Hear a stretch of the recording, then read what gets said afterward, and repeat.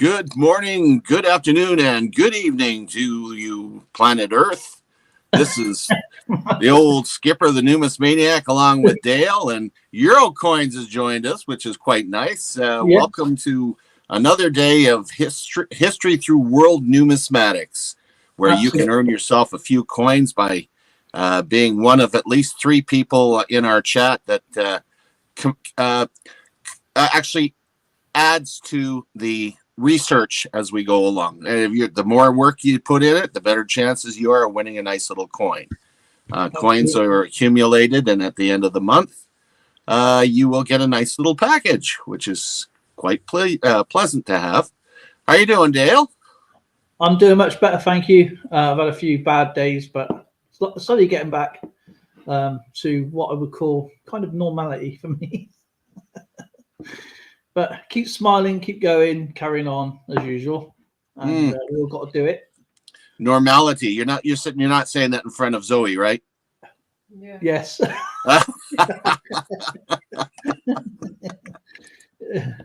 Yeah. Oh my goodness. And how are you? Mike. Call me Mike, Eurocoin Hunt. I'm Mike. good, and I'm Hello, Mike. surprised that anybody or most of you that this is public, that you can join, that you can participate. It's great. Yeah. Well, that's the whole idea. It's we're a great community, and the whole thing is by contributing, we're getting little bits and pieces of history in and around the time these coins are minted, so that we get a better idea of what went on when these coins were in circulation. It gives a whole different insight, because that's part and parcel of why we collect coins, is the history part, and a lot of people tend to forget that. It's a great part to delve into. Yes, and from when it was minted nearly 100 years ago, or nearly 103 years ago. What was it? No, sorry, 119 years ago, and then to do its rounds, and then to end up in your collection. They got some stories, especially World Coins. The coins have a story. So the euros, they don't at the moment. So I have to wait 100 years then. Yeah. It'd be interesting hearing you talk about them 100 years from now. Yeah. We're talking. I mean, I'll still be looking lovely as I am 100 years time, I think. Yeah. I'm probably going to be a photograph on some descendant's wall. I don't believe that. Okay. I see Robert's Coin Adventures are in. Farrah Rip 45. Of course, Word None 99, the guy that thinks he's a goalie. It's great to have you in. He's actually an excellent goalie when he did play. Can't do it now, man. Well, he's busy. He's a conductor on the trains. All right, cool job. Yeah. Super smart. Makes me feel like a bloody retard when he's talking all this tech stuff. I'm just one step above rotary dials. So when people start talking high tech stuff, yeah, I see you trying to manage the crib board. Well, now hold on a second now. Don't start going into his team. He razzes me incessantly about my crib playing. It's great to see Ferrari P45. Rob's Coins Adventures, absolutely awesome guy. Wordner, great to see you, my friend. And of course, the skipper's in the chat as well. Nice to see you, Skip.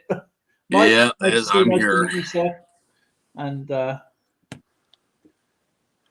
that thinks I'm a goalie. I am a jack of all trades, including.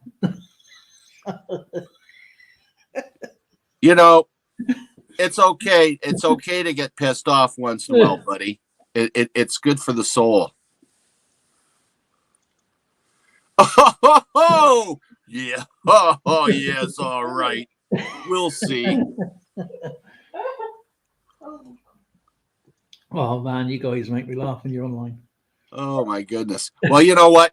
He is. You can't not become a really good crib player when you play 4, 5, 6 crib games every day religiously. Oh, true. But when you lose 4 or 5 games or 6 games religiously, Yeah, then you get razzed like you wouldn't believe. Yeah, I know you're here for me, buddy. we're always here for you. Anyway, we have the best community on YouTube. Anyway, we do. From everybody from cookery, metal detecting, stacking, gold collecting, silver stacking, coins, banknotes, stamps, you name it, we've got it in the chat. In the community. And don't forget to hit that like button and subscribe if you haven't subscribed. Guys, smash that like button. Let's get Numismaniac to everybody to where they deserve, over that 1K and beyond. Carl Z, nice to see you. And I got some great history. Not only have I don't have any coins for this. I've been looking. I'm pretty sure I had some. So I done one better of actually printing some coins off. So you just keep going around and putting. Well, we only have to get to 1858, and then I can start showing some. I think my lowest is 1820 something. No, well, 1830. It says probably the next 2 streams, I should imagine. I think it's 1830. Oh, good. Then I can start showing more and more and more. Actually, I will check Nomista as well. And I think my Nomista is 1850, 1860. What does you're kind of in the same boat as me. Yeah. Oldest. Oldest. 1836. EAC. I can't get to actually. Oh. Evil Arch Conservative, are you off the bus or are you at home? Always curious to see. Of course, we're going to be starting with our 1825. Yeah. Now it gets serious. I will leave you, boys. I will be in the manual chat. Alrighty, my friend. Thanks for coming up. Raw. You look after yourself, Mike. Thank you for joining us. Right, I was trying. I forgot to write this information in. Yeah, I love these coins. I even went checking to see if there's any Upper Canada. No, there's no Upper Canada yet. Yeah, EAC's waiting for the bus. Got another 9 minutes to go. That's funny. Yeah. Hope it's not too cold.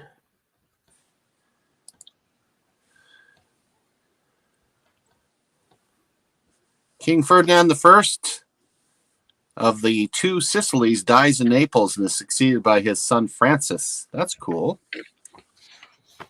1825. 1825, the Parliament House, which was in York or in Toronto, was burned. Oh. And the Canada Company was formed in 1825.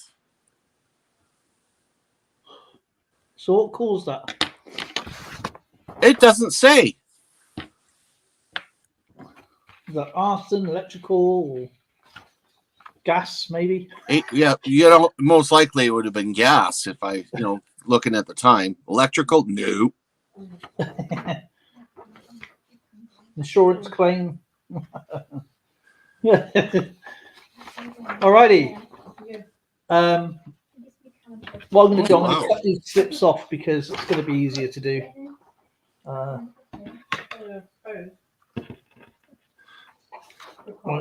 EAC is definitely not waiting for a bus in Edmonton there, Wordna. You might want to check a different part of the planet. There's Simon Bolivar again, up to his shenanigans. Gives up his title of dictator of Peru and takes the alternative title of El Liberator. I'm not a dictator. I'm a liberator. TVO. And of course, Bolivia gains independence from Spain. Spain was losing all kinds of stuff. Good information there. The Second Treaty of Indian Springs. The Creek ceded the last of their lands in Georgia to the United States government and migrated west. Not to be mistaken for the Cree Indians. These are Creek Indians. Oh, okay. So they migrated to the west. Yeah, in 1825, the Great Miramichi Fire destroyed at least 10,000 kilometers to as much as 20,000 kilometers and killed at least 280 people. Miramichi, that's New Brunswick. That's quite far then. Yeah, well, no, it's on the East Coast. Nice province, beautiful trees, long bridges. EAC is in Indianapolis. That's why we always hear the stuff about Indy 500.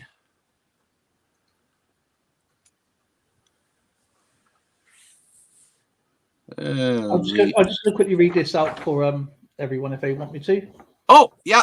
Let me just do this one read here for Okay. Robert Coin Adventures.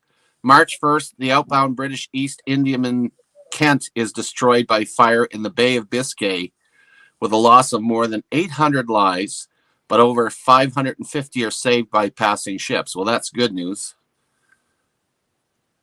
Awesome. Okay, well, you've got the solo, my friend. The actual detachable collar from what EAC just said. The first New York creates Hannah Lord Montague. Okay, I'll do my best, guys. Okay. 1825, 15th of June, work on the new London Bridge designed by John Rennie begins. And if you're not familiar with the London Bridge itself, people get London mixed. Today's London Bridge, you've got Tower Bridge, and a lot of people do get mixed up between Tower Bridge, London Bridge, and I think it's Westminster Bridge. And but London Bridge, there were several bridges named in London and spanned over the River Thames between the City of London and Southwark in central London. The current crossing, which appears open to traffic in 1973, is a box girder bridge built from concrete and steel. It replaced the 19th century stone arch bridge, which superseded the 600-year-old stone-built medieval structure. This procedure was a succession of the timber bridges of the first of which the Roman founders of London. So what I got here is what the London Bridge would have looked like back when it was first built. So you'd have had market, you'd have had houses. That's the medieval one. Yeah, this is the 16th century one. Okay, that's not the one that ended up in Lake Havasu City, was it? No, that's what I got down here. Okay, so that's the one that ended up Lake Havasu City. Yeah, that's the one I'm talking about right now. Is that one? Yeah, it's in Arizona. That's right. Yeah. Detailed the old London Bridge in 1632 oil paint, which I just showed you. Rennie's new bridge rebuilt Lake Havasu. Is it Havasu City? Havasu City in Arizona.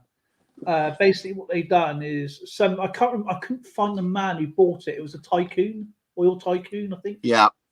And they had it all placed, but there is still parts of the London Bridge, the 16th century and the early one the 16th century and the new one, which was built in 1825 by John Rennie, and they form other parts of London structures. So when you go around London, you have these like little blue plaques, and they'll tell you what it is.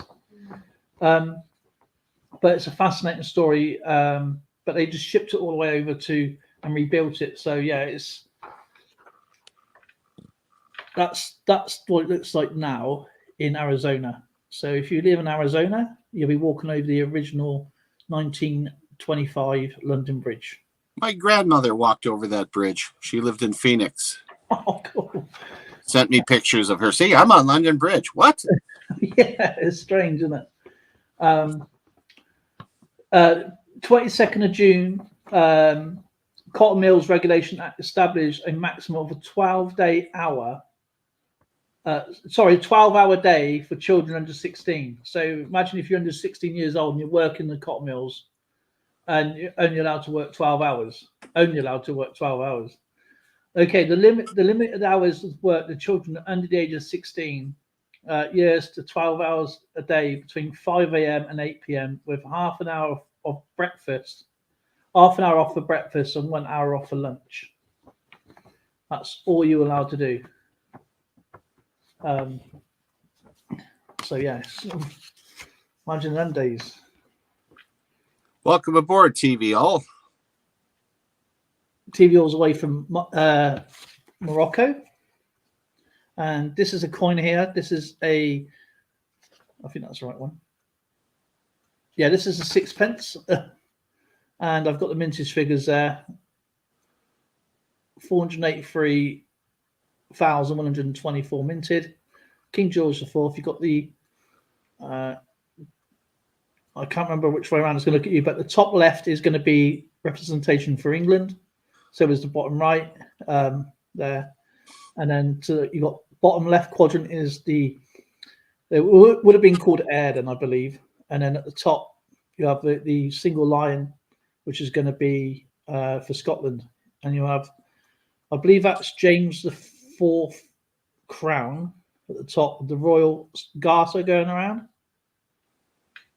And then you have Georgiavus IV, Di Gratia Britanniarum Rex Defenstory. Is that right? You know better than I do. I can't say it. And well, basically, it's it's in King George IV, by the grace of God, King of Britain, defender of the faith. And this is a laurel wreath head or bull's head, whatever you want to call it. Which way around it really making a difference. And then I can't really make that out. I know. Gee, I thought the obverse looked more like a bull's head. Yeah, I think that is a bull's head. But yeah, it's Anno is obviously AD for 1825. It's a lovely looking coin, though. It's a shame. It is a nice. I love the shield on it. Yeah, it's a beautiful looking shield, and I think that's a portcullis or the Tudor rose, and so I can't really make it out that very well. Even with some of the coins I have, some of the 6p stars, which sort of changed the design on the reverse, but it's a lovely looking coin anyway. It's a shame I don't have them. But I will do. Very nice share. Very nice share. So and that's why I just thought it was easy to do this and getting trying to look for things and before the stream starts. Yeah. I see that EAC put down that January 3rd, the Scottish factory over at Robert Owen bought 30,000 acres in Indiana as a site for the New Harmony Utopian Community. Gee, they tried making those cults even back then. Yep. The Lady Margaret Boat Club is founded on the 12th by 12 members in St. John's College, Cambridge. Oh, wow.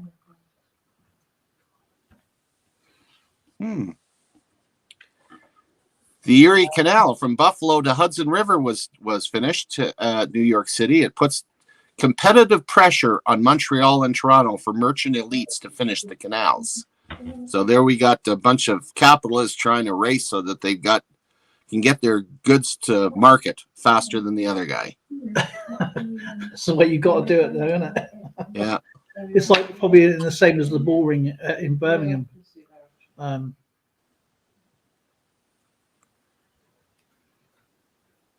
First U.S. engineering college opens in Rensselaer Polytechnic, Troy, New York. I've heard of Troy, Michigan.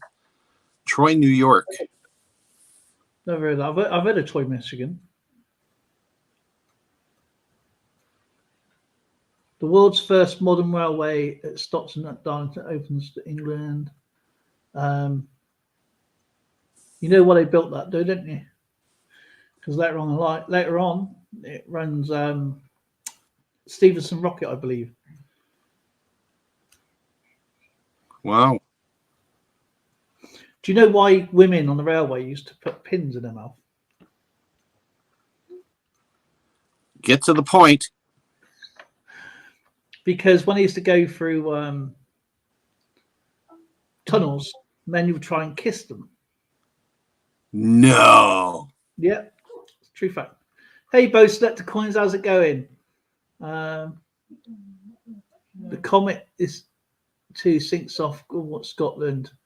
Oh yeah. I was reading about that actually when I was doing my research earlier.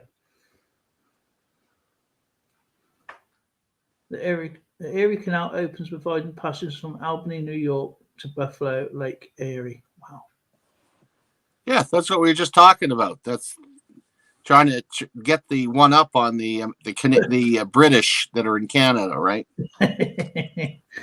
King Joe VI of Portugal promulgates a law recognizing the eldest son, Dom Pedro, as Emperor of Brazil. Wow. So we can blame Lord Montague of New York for the stupid detachable shirt collar. They had that right through to the 1900s. Stupid looking thing. No, they're everywhere. And of course, it had to be really starched, right? I know it really bothered my neck a lot. Stiff as a board. Stiff as a board. Peter Robinson's settlement brought 2,000 poor Irish families to Scots Plains, which is now Peterborough, Ontario. Wow. Robert's coins already up there. Some Imperial Russian Army officers staged Democritus revolt against Nicholas' accession of St. Petersburg, but thoroughly suppressed it by the government. Now, if I remember rightly, is that to do with what's his name? Rasputin or something? Is that around by this time as well? No, Rasputin was a little later. He was the mad monk that corrupted the Russian royal family. They couldn't kill him, could they? Yeah. They did a big number on him. That's for future reference, though. Bishkek and Kyrgyzstan is founded as mud fort of the Silk Road. Oh yeah, that's pretty cool.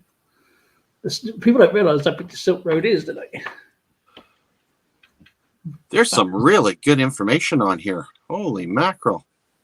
The rebellion is started by 200 slaves in the Guamacaro region of Cuba and suppressed after 12 hours.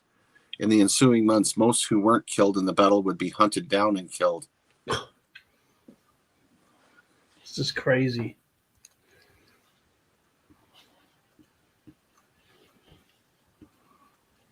I think EAC is on the bus now.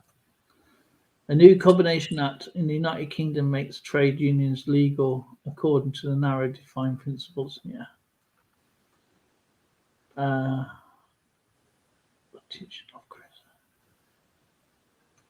The U.S. Senate ratifies the treaties with the Hunkpapa tribe. There are a lot of tribes. There was still probably a lot of indigenous tribes around that people didn't even come across, even though how many times they span the country, the National Bank of Scotland opens for business. Yeah. I see Dimebag Darren's in the house. Yeah, Dimebag. I was just about to say, I knew someone else crept in there. I had to.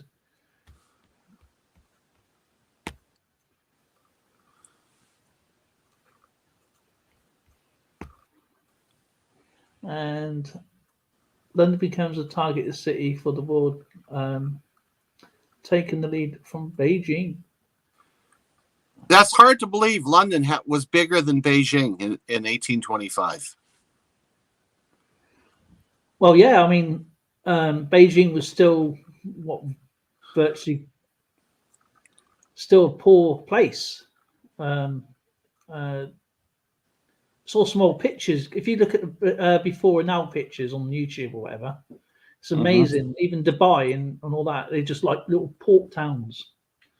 London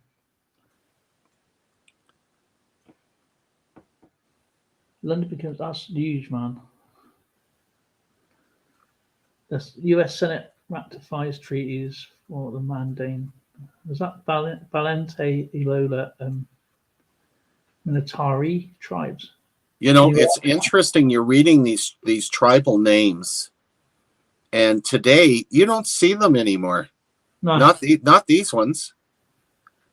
But sometimes you always get like a street name or a little place that associates with. Oh, It's like we have that here. They Yeah, changed all the street names to Aboriginal names. Yeah, it's really it's nice to actually see recognition, but a lot of people won't put why that's called that into their local history or whatever, you know.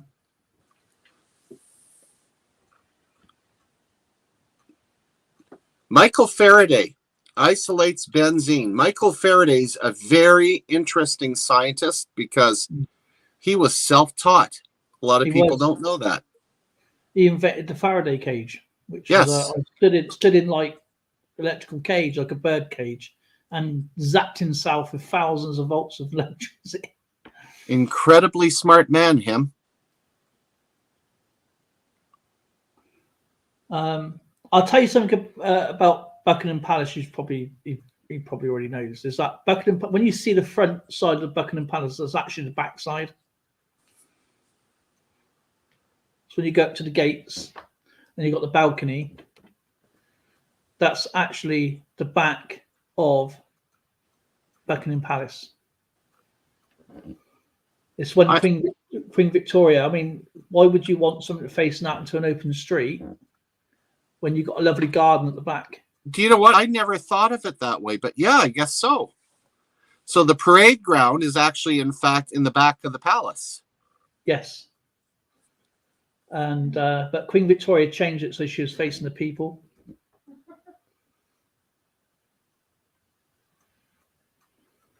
Because if you know, that's the last place thing you want to see lovely gardens when you look out of a palace window. You don't want to see like, you know.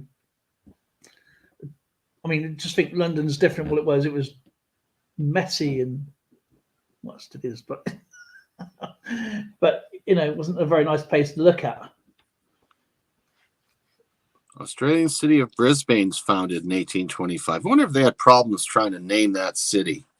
I mean, you had Wolfbane and Finbane and Grinbane and now Brisbane. Like, probably over a poker hand. Playing cribbage or something like that. Oh, don't bring that up now. Mr. Gibble in 1820, the Hapentees, was that the Hapentees of the primitive tribes. 1825. Is that squared?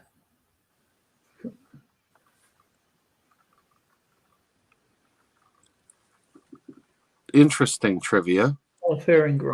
Scottish adventurer Gregor McGregor issues a £3,000 loan with 2.5% interest through the London Bank of Thomas Jenkins and Company for the fictitious Central American Republic of what is that? Payas?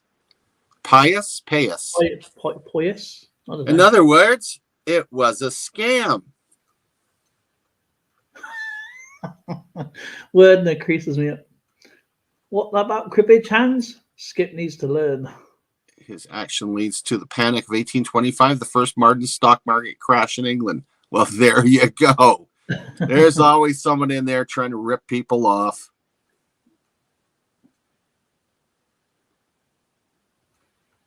It works all the time. That's the problem. Origi coins. Hello, I'm working. So listening to all the talking information. Don't work too hard. Okay, 17th of 1825. Charles, I believe that's going to be the 10th for France, recognizes Haiti 21 years after it expelled the French from the successful Haitian Revolution. Skip it, Haitian. Yeah, Haiti. Haiti. But successful Haitian Revolution. Skip is trying to ignore the digs. That's because I get them so often. I've learned how to shut it off. Lady Margaret Boat Club. What was that?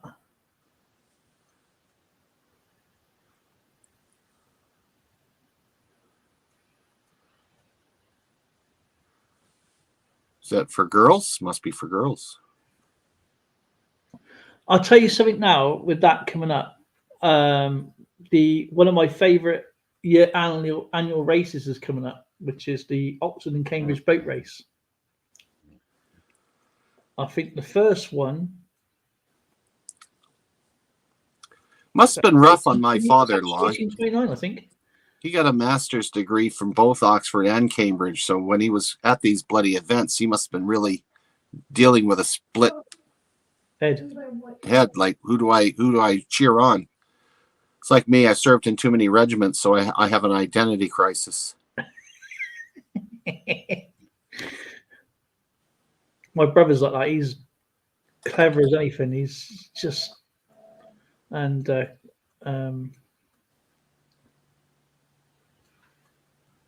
there we go with the Pawnee tribe now. A man tells a doctor, "Doc, help me. I'm addicted to Twitter." The doctor replies, "Sorry, I'm not following." Sorry, not following. That's good. The first publication of Samuel Pepys' diary, 1660, edited by Lord Baybrook from the transcript of Reverend John Smith. The only John Smith I know is like the beer. Well, there's Captain Smith, but he went down on the Titanic. The Erie Canal opens, providing passage of Albany, New York. Yeah, we covered that one too, and all the Shawnee tribes. Starting to look. It's not a horrible joke. We'll move on to 1826 because we could go on for a look at all the information. Yeah. Oh my lord! Hey, coining around. Yeah. Oh my goodness, that's a lot of information. We have loads already. Wow, I'm just scanning through this here, and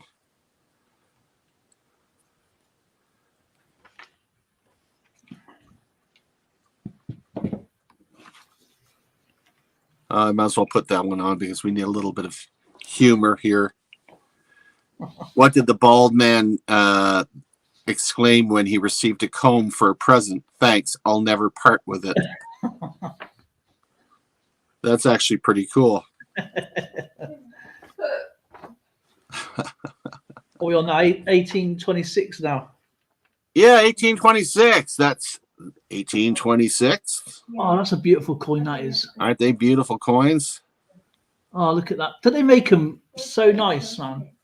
And nowadays, it's just... The detail is amazing. I just considering... Like beautiful, man. It's just...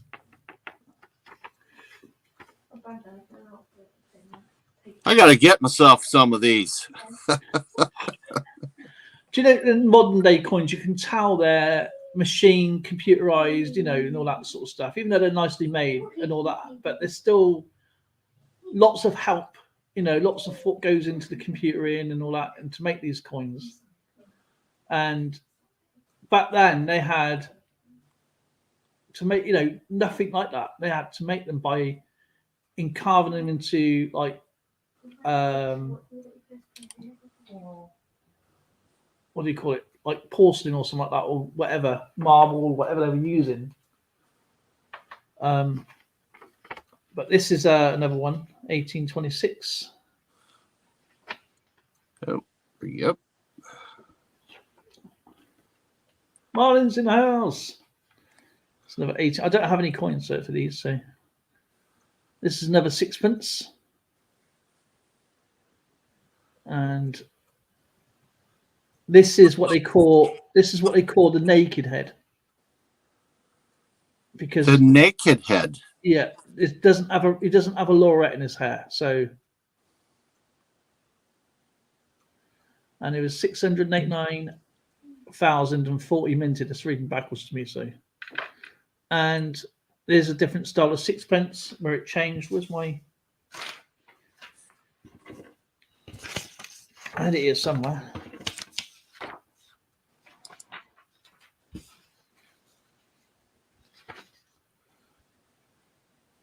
Oh, there it is. So you can see you got the shield, and it went to the line on top of the crown. And it went to King George IV.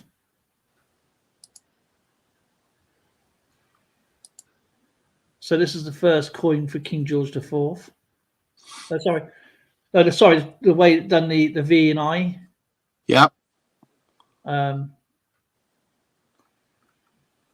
love this design. It's my favorite design, I think, of them all. I like the crown on top, the line on top of the crown. It's like they just got the picture of the lion, just that one piece. Mm-hmm. Just took it, Oh, shame I couldn't get a better picture on it though. By all means, Marlon, come on up. Okay, 1826, 11th of February, University College London founded under the name University of London. Other names for the University of London, of course, is UCL. Former names London University from 1826 to 1836. University College London 1836 to 1907. University of London University College 1907 to 1976. University College London 1977, and it's still that way today, and established in 1826 as London University by founders inspired by the radical ideas of Jeremy Bentham. UCL was the first university institution to be established in London and the first in England to entire secular, secular, and to admit students regardless of their religion. And I think that's really, really cool. That anybody. It is cool, especially in them days. April, a number of leading scientists from the Zoological Society of London. The Zoological Society of London, their purpose is obviously like a zoo does. Really, is like their purpose to promote wildlife conservation of animals, their habitats. London Zoo and Whipsnade Zoo, research of Institute of Zoological Fields and Conservations. So basically what a zoo does, really. Hey Marlon, nice to see you. I can't see you at the moment, but it's good to see you. Okay, I'm just trying to put that link in.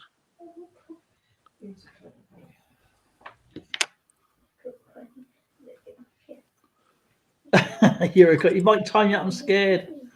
July 4th, past Presidents Thomas Jefferson and John Adams both die on the 50th anniversary of their Declaration of Independence. President John Quincy Adams calls visible and palatable can't go down there far enough.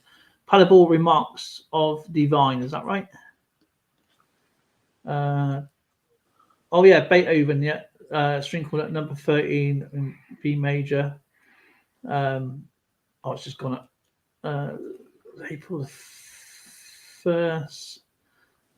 Samuel Morey is issued the first US patent for the internal combustion engine, which caused gas vapor in the engine and obviously explosions. A spark, a mixture of air and fuel. 10th February, 10,500 inhabitants of the Greek town Messalonai is leaving into town. Oh. Turkish forces, very few of them survive. He's gone and done it. Sorry, I'm not providing relevant timestamp facts in the group. YouTube on iOS is a pain.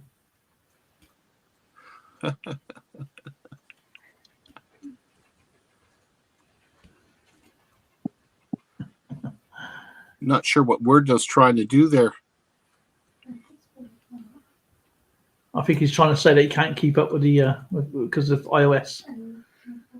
First at USS. What's that? Finn says, I can't even read that. Leaves New York to become the first warship. Royal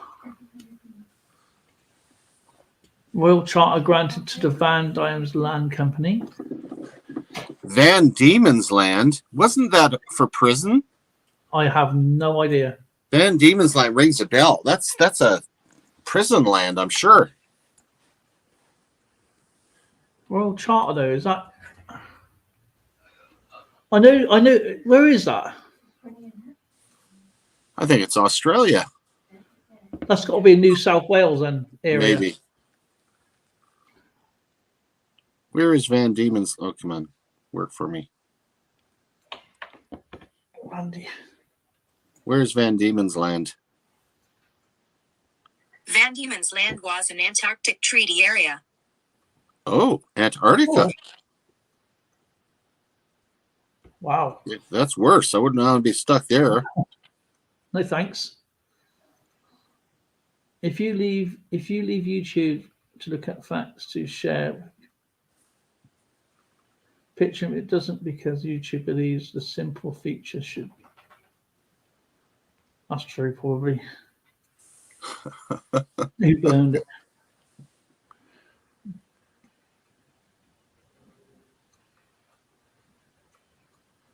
Ogre Coins, send me your email or your address. I'm still waiting on it. I've got a coin here from last month.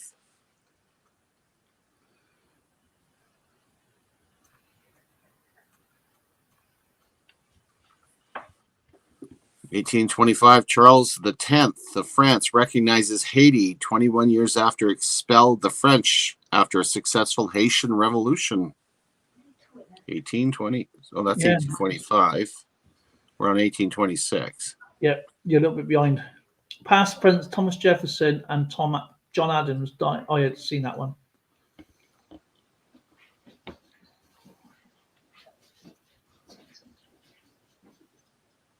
Did someone say poker skip? Yeah, that's one of my other vices. The Dutch running opium feud. June 8th, 1826, a mob of the ruling party called the Family Compact destroyed the Colonial Advocates Press at York, which is Toronto. Yeah. William Lyon Mackenzie was the publisher, and he prosecuted, and he was awarded £625 in damages. Wow. That's a lot of money back then. That's probably. And William Lyon Mackenzie actually eventually became a prime minister. And the construction of the Rideau Canal began September 21st of 1826. Rideau Canal is the canal that runs through Ottawa. Right. Okay. So it's actually still used today by pleasure craft. So when you say pleasure, is that like narrow boats or just general? Yeah, it's a fairly small canal, but in the wintertime they allow it to freeze over, and the citizens of Ottawa use it for the biggest skating rink you've ever seen. Do you know, is that the no, probably not. I'll have to check this out. Charles Dickens lived in Canada at one point. The Dickens, you say? Yeah, and I believe that's where he was playing ice hockey.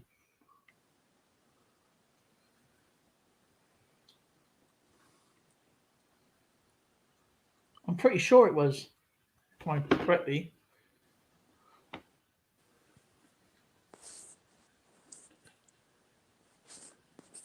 I'll have to check that out.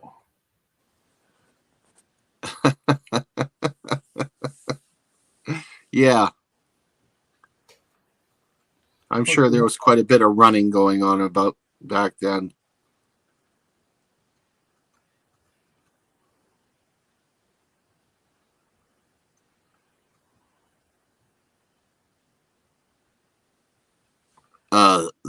You're right. I do like poker. Charles Dickens, Pugstruck. He played what? He played 21. Yeah, most. Oh, hang on a minute.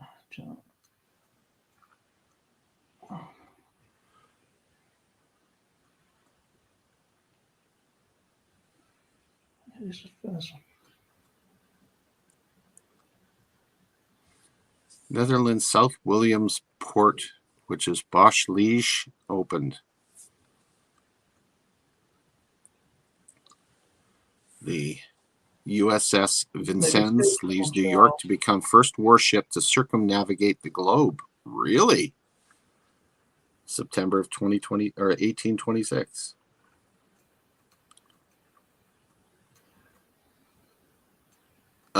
Magnet fishing will come, Marlon. I'm gonna work on my I'm gonna be working on my metal detecting first. Oh gosh. The modern day game of hockey emerged in England in the mid-18th century, largely through growth of public schools such as First Light Hockey Association.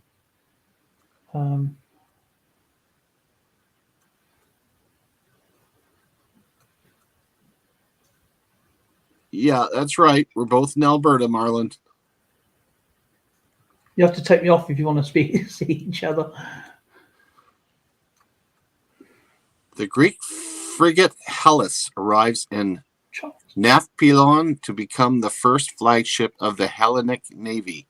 Hellenic would be Greek. Yes.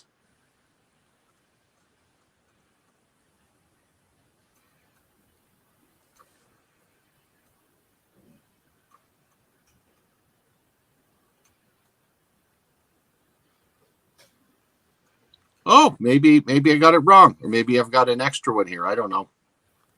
Just don't be afraid to send me your address again, because I'm putting them on envelopes now, and as I send them out, I make a new envelope up, put your name on it. So I may have inadvertently goofed and have one extra one here.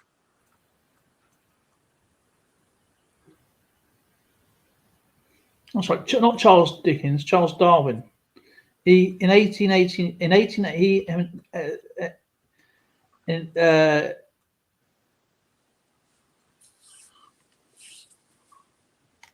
1825 himself, and he thought his preference to enjoy hockey on ice.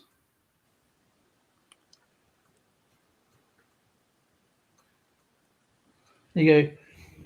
Charles Darwin was one of the first hockey players. There you go. He's one of the first hockey players. Yeah. Yeah, if you wouldn't mind, Ogre.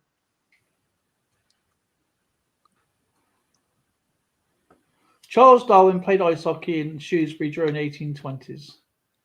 Charles Darwin was playing hockey with his school chums on the Frozen River 7 in 1820s, a passion.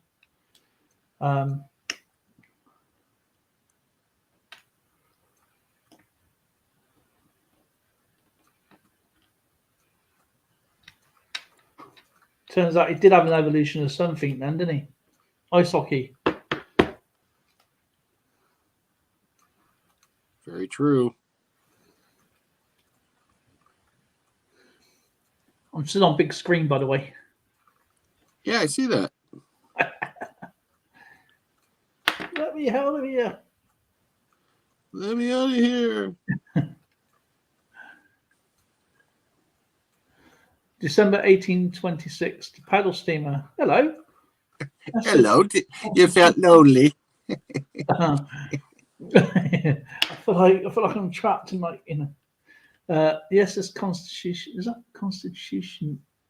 Constitutionen. The first steamship of Norway arrives. The ship was built in England for the state of Norway. Oh, that's pretty cool. Getting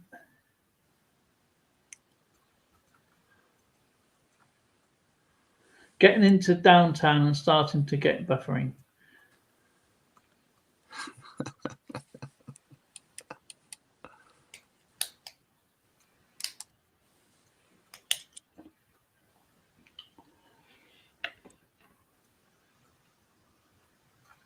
24th January, the first sailing ship built in New Zealand, the schooner Herald, is launched. I just love reading the history. Some of these stories are going to come up. I'm actually start writing them down and start looking and researching. 1826, the paddle steamer SS Constitution. I think it's Constitution. The first steamship of Norway arrives. The ship was built in England for the state of Norway.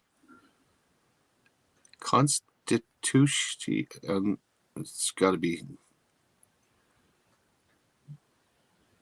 They can't be English.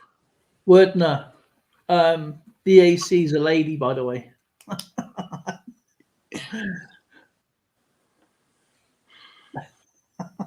Yeah, so's Wordner. No, he's no lady. Yeah. Well, let's try 1827. Okie dokie. See what 1827 brings us here. Alrighty, I'll do the coins in a minute. This is going to be really interesting. It's a little bit long, but if you should really check this out. Yeah. There's your 1827 cat bust. Oh, nice. Those are really nice coins. Notice I'm getting a lot of American stuff on here. Well, I suppose Canadians would have been British. Yeah. British and Spanish. With some US stuff filtering up, but they were part of the British British Empire. It most certainly is. But yeah, I mean, it's a sad state of affairs, though. You have to rely on other countries for your own currency, really, back then, wasn't it? That's true. 1827. My goodness. You got a coin to show us? I'll do it after this little bit if you want. Okay, well, 1827, in Canada, the University of Toronto was chartered, and the first temperance society in Canada was formed in Montreal. I'm sure that went over well. They like their wine in Quebec. Elections overwhelmingly in favor of the Parti Patriote, much to the annoyance of the British. Again, the French are rearing their ugly heads because they're tired of not being represented. And 87,000 people in Lower Canada signed a petition denouncing the political abuses of the Chateau Clique. The Chateau Clique. Chateau Clique. What is Chateau Clique? Chateau Clique. It was a group of wealthy families in Lower Canada in the early 19th century. They were the Lower Canadian equivalent of the Family Compact in Upper Canada. They were also known on the electoral scene as the Parti Bureaucrate or Bureaucratic Party, also known as the British Party or the Tory Party. Oh, the Conservatives then. Hey. Boris Johnson's mob. Boris Johnson's mob. That's it. Yep. My goodness. Man, I can't even keep up with that chat at the moment. Yeah, she's a roaring. It's great, man. Oh, you never guess what I forgot to do. Right. Okay. 1827, right? 1827. Alrighty. So I ain't going to go into too much detail with the first one because everybody knows what this is. 7th of April, John Walker begins selling the invention of the friction match. In other words, the strike match or whatever you want to call it, which is obviously a popular thing in this day and age. John Walker was born on 29th of May, 1781, sadly passed away on the 1st of May, 1859. And there is lots of information. If you actually go and read about this, there's actually lots of information because some of the Egyptians actually made sort of like friction matches or matches as normal as we know today, but a lot of them made of glass and sulfur, which wasn't quite safe. They used to explode. But the way it well, went down, it's interesting you're bringing this up, because even after the friction matches were invented, there were serious issues because people that carried them in their pockets found that their trousers were getting caught on fire. Yes. So what they ended up doing is they take the friction matches and dip them in wax. That's right. Different wax or gum or whatever they can find. It's really, really, really interesting. Yeah. And the Red Barn murders was in 1827. If you've not heard of the Red Barn murders, murder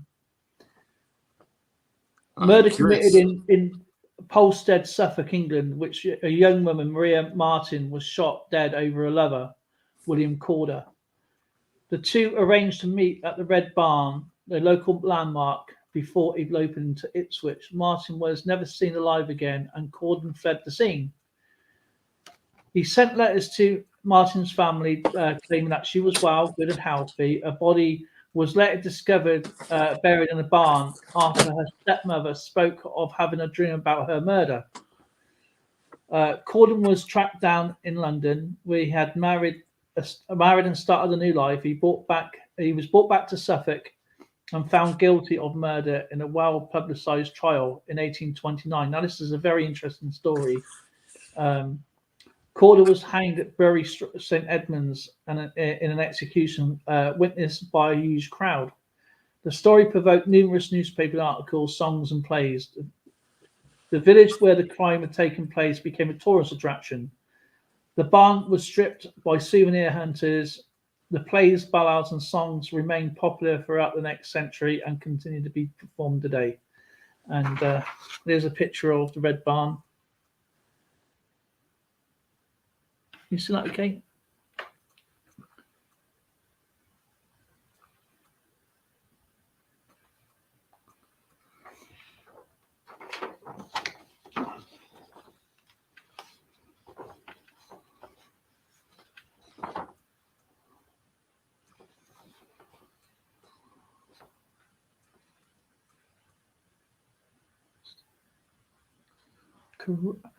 Netherlands naval British-built paddle steamer Curiaco makes the first transatlantic crossing by steam. Wow, the fly whisk.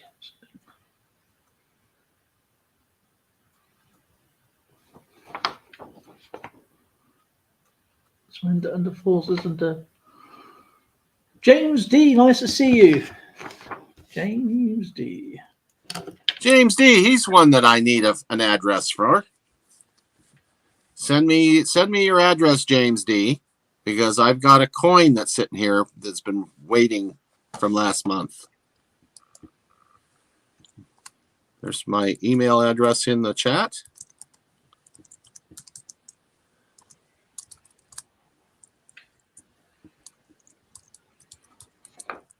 Yeah, they on these pictures, you read this, you actually see her sister was more. They actually, the portrait is, when you get the Martin's, is actually her sister.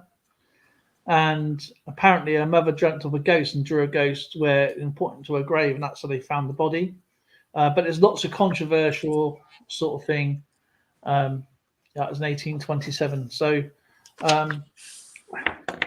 and this is a UK farthing, King George IV. And you have Britannia looking out to sea with the shield, and the George Cross in the centre. It's not. I think it's the George Cross. I'm not sure. Yeah, sorry, Union flag. Sorry, in the centre. Well, actually, from 1888, it's actually, it don't really matter if you call it Union Jack or Union flag. And you got the representation of the flowers, which is the rose, the thistle, and the shamrock. And there was 2,365,440 made these. That is 1827. Yeah, 1827. It's a really, really beautiful coin. Yeah, the facts really start flying, Marlon.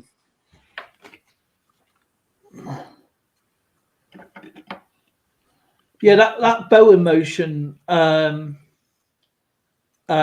is really interesting. Yeah,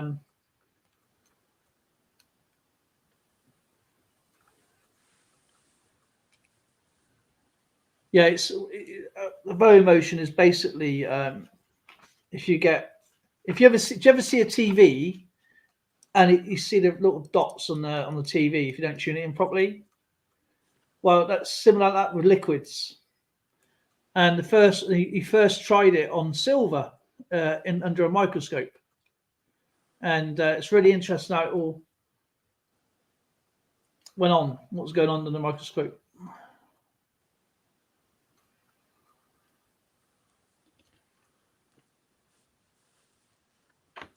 Was that Lauren clapping the window then?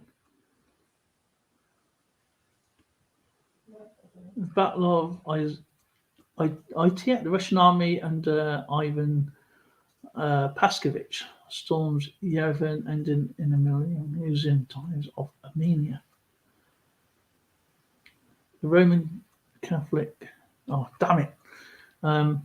Great. It's good so fast. I'm sort of getting into trying to figure out if I can remember it. Yeah, you should have a look at the bow emotion. It's really, really interesting.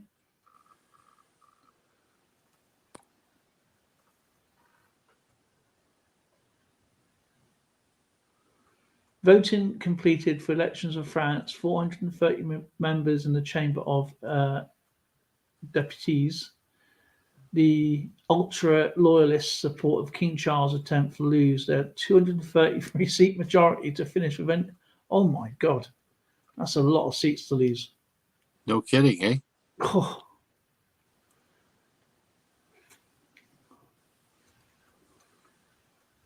Joseph Smith will claim in 1838 they took the golden plates from the place where when they started.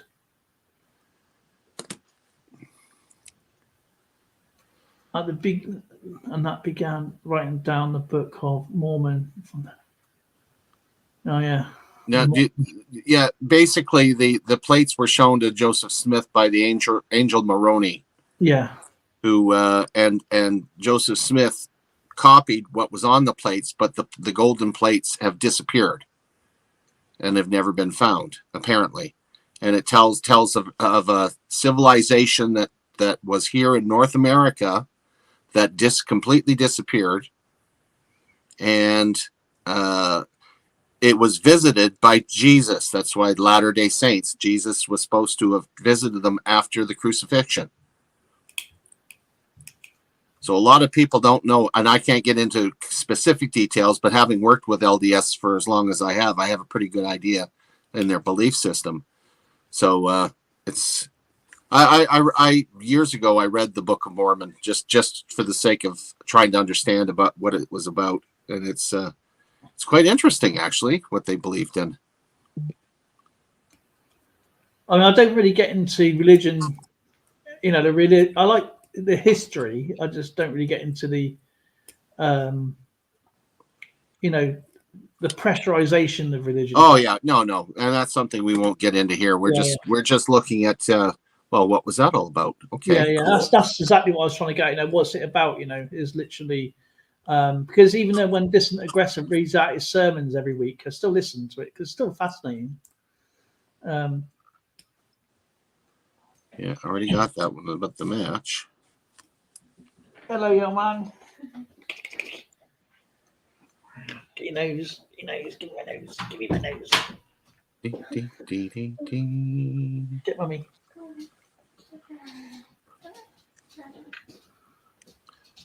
Yeah, it is nice to read out about and listen to about other beliefs. Just for the sake out of interest, if that makes sense. Mm-hmm. 21st of May, the Maryland Democratic Party, founded as supporters by Andrew in Baltimore, hosts the first meeting in Baltimore Amphitheater. I think that's right.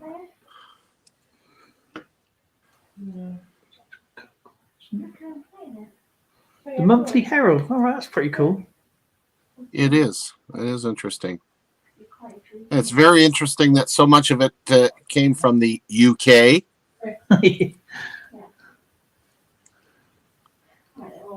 Papa Giorgio in the house. Papa Hello, G. Papa G. Oh, I got to get Papa G on there. I believe in hot fudge sundaes. So do I. Prince Frederick, Duke of York and Albany. Here, presumptive to the British, eh? Frederick, Duke of York of Albany. Here, presumptive to the British throne. I can't remember. Do you know? I know it's so complicated how he managed to get there. Because I think it was Edward IV after. No, it wasn't. George IV. No, it was King George IV. Then it went to Victoria. Then it went to George IV, Queen Victoria to 1901. Then it was Edward IV, I think.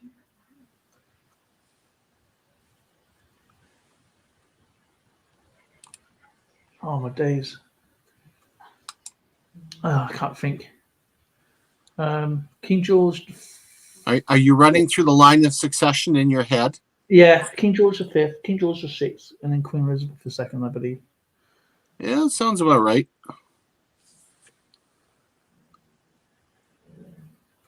Maria Theresa of Tuscany, Queen. Is she the Maria Theresa of Tuscany, Queen? Maria Theresa of Tuscany.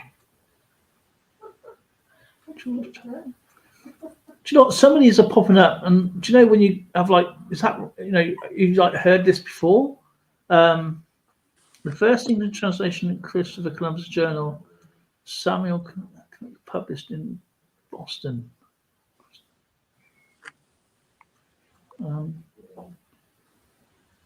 Mardi Gras celebrations in New Orleans.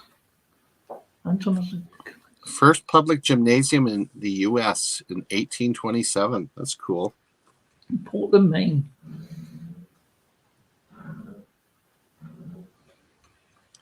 Isn't that amazing, though? You know, a gymnasium, and yet there's a gym on the Titanic.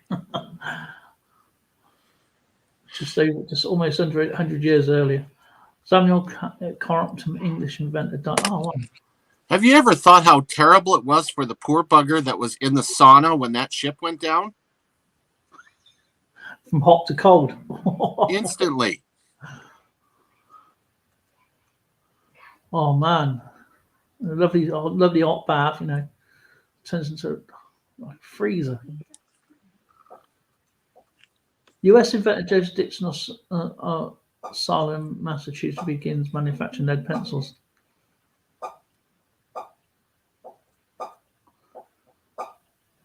The thing is, when people say lead pencils, it's not exactly lead, is it? It's the lead in the paint. At one time, it was lead. It was pure lead. Years. Actually, when I was a kid, it was lead. And then they switched it over to graphite. And they used lead paint. I used to paint all the time with lead paint. Because, you know, kids get lead poisoning from when kids used to chew the pencil. Yep. Or you throw the pencils at the kid and the lead would stick in you and you have to dig it out. Any old iron. That's AI. The Battle of Tea, a naval fort, battle fort Itea, a naval battle fort on the Gulf of Corinth during the Greek War of Independence. 7th English chemist. Yeah, we've done that one. I still eat lead paint chips. Still eat lead paint chips. Papa G, you're just trying to fall out of the gene pool. I eat loads of iron. in me cornflakes. I try to avoid iron.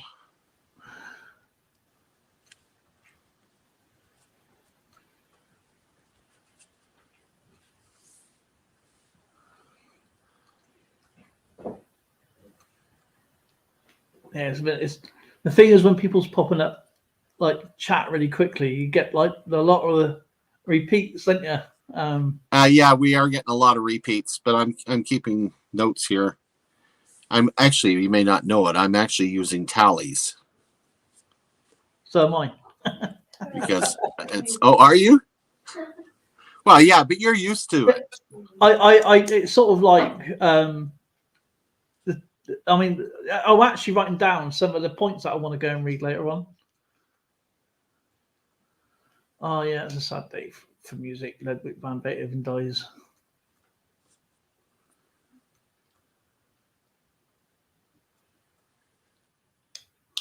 See, Ludwig van Beethoven dies, right? Now this is put in a perspective where he's worldwide with all his orchestras, his composers. Now, I wonder if people felt the same way. You know, Beethoven dies, and all the people are crying, upset, and all that, like a band splitting up today. We lost Skipper. We've lost Skipper. So how is Mr. Dimebag Darren Canadian Coins doing? Sorry, I got into your stream late last night, my friend. There he is. Yeah, just get bounced out as usual. Yeah, it's just as I was saying, when Ludwig van Beethoven died, and as you can know, he's like a modern day pop star. You know, he's like obviously his music, his compositions, he's worldwide. You know, Right. and when he obviously sadly passed away, I wonder what the hysteria was back then, because imagine the hysteria back in the 60s when they saw the Beatles, this sort of stuff. You know, when they split up, it was like the internet ended for the young ones today. I remember sitting next to my dad when the Beatles came on Ed Sullivan, and he laughed at their haircuts. Have you ever do your hair like that? You look like girls. What are you doing? We were all sitting there with brush cuts and short back and sides and stuff. Oh yeah, with the typical 1950s clothes, you look like Leave It to Beaver. Thing is, 1950s clothes is not much different today with the polo shirts and stuff like that. Very true. Very true. 1827, 28, the first commercial railroad in US Baltimore and Ohio, B&O, chartered B&O, later became a title on the Monopoly board game. All right, I didn't know. That's pretty cool. He's at work right now. James D, he's now back. He certainly is. Skipper gets bolted out his own stream sometimes. That's because he gets phone calls. Yeah, and they automatically bounce me. We're going to look at an 1828 coin now. Yay. That's another, look at another amazing coin. Let me guess, is it going to be another American beauty? Yeah, of course it is. I'll tell you what, you Americans, coinage has really opened my eyes how beautiful your coins actually are. Yeah. Oh, that's an 1828 coronet head cent. Oh, that is beautiful. That's got the 1 cent at the back, right? So it just says like 13 states there, and well, 13 colonies, I should say. Yeah, it's got that. Oh, look at that. Got the oak reef, United States of America. That's all you really need on a coin. It's something that says a lot for so little. I get a kick out of the ones that say the fractional 1/100th of a cent, or 1/100th. It's very cool the way they used to do that. But yeah, I really that's a nice coin. And apparently, being I'm on eBay, it's only $36. I mean, if you go back in 18 28 and said, I'll give you $36 for that. They'll say, right. Okay, then. Yeah. You know, you say that's a bargain today. You watch.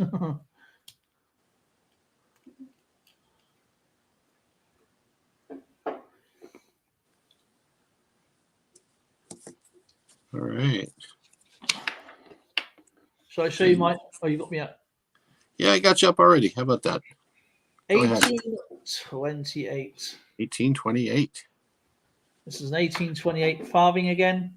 Farthing is basically 1/4 of a penny. So you use 4 of these for 1 penny. And so you can see 2.365 million made.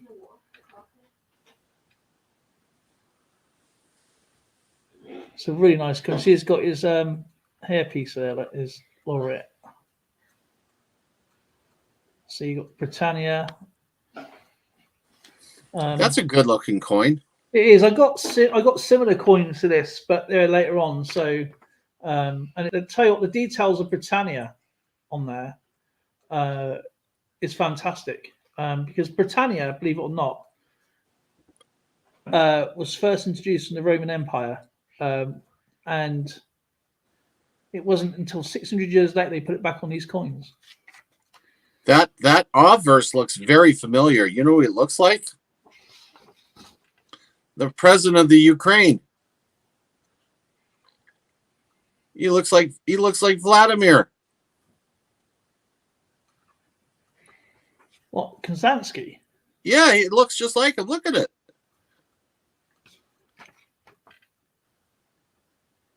Do you know what? He's probably found his past twin.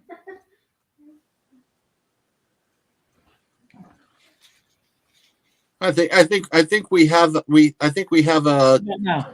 case of coming back.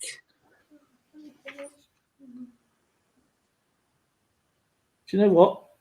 History is a funny way of repeating itself.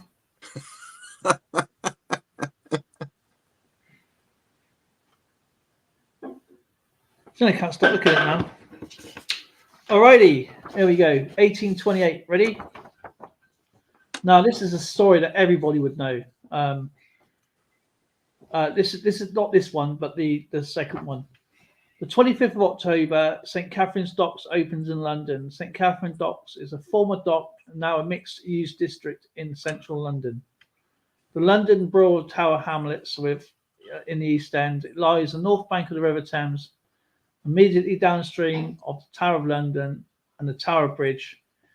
From 1828 to 1968 is one of the most commercial docks that made up the Port of London. It is in a redevelopment zone as the Docklands, and now a popular housing and leisure complex. Okay, that's the first one out of the way now. The 17th December, a trial case of the murders and body snatchers William Burke and William Hare begins in Edinburgh. Now, here's the pictures. I just put as Will Burke and Will Hare. You know these. And body snatching is a secret removal of corpses from burial sites. A common purpose of body snatching, especially in the 19th century, was while the corpses were for dissection or autonomy lectures in medical schools. Those who practiced body snatching were often called resurrectionists or resurrection men. A related act gave robbery and uncovering a tomb or crypt and steal its artifacts or personal effects that had been buried with the deceased. However, grave robbers differ from body snatching in that grave robbing does not involve stealing the corpse itself. Before the Autonomy Act in 1832, the only legal supply of corpses for anatomical purposes in the UK were those condemned to death and dissection by the courts, and those who were sentenced to dissection by the courts were often guilty of comparatively harsher crimes, such as sentences did not provide enough subjects for the medical schools and private autonomical schools, which did not acquire a license before 1832. And continuing over, during the 18th century, hundreds of hundreds have been executed for trial crimes. By the 19th century, only 56 people were being sentenced to capital punishments each year. With the expansion of medical schools, however, as many 500 corpses were needed annually, inferring with the grave of inferring with the grave was just a misdemeanor or a common law, not a felony. Now I'm going to go back to these two. Now, William Burke and William Hare made a lot of money by a doctor contracting them out to body snatching, but they got bored of digging up bodies, thought it was time consuming to dig up the bodies itself. So what they did is they would go to the bars and they would literally intoxicate people with chloroform or whatever, and then kill people. And at one time they actually split up. They had an argument and they split up, but it didn't work very well, and they went back. And I think one of them survived, which obviously that's how they got caught, I guess. But yeah, they made a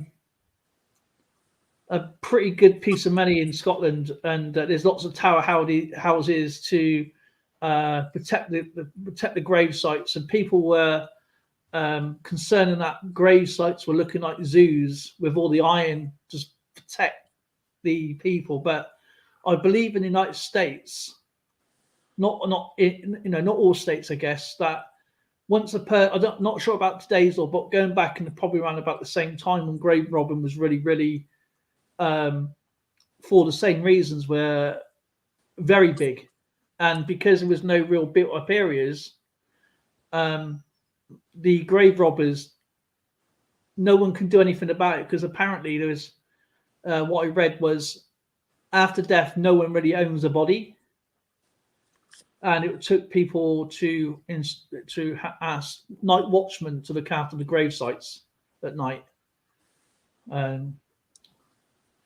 But that's about it for me for the 1828.